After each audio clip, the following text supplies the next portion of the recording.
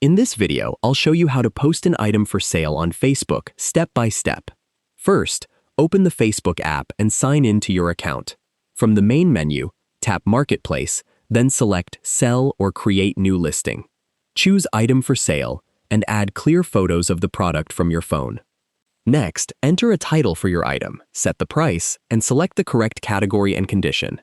Add a detailed description with important information such as the item's size, color, features, and condition.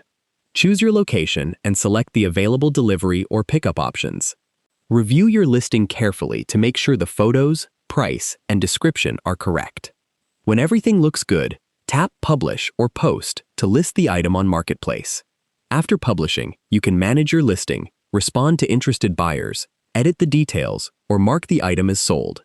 That's how you can post an item for sale on Facebook Marketplace step by step.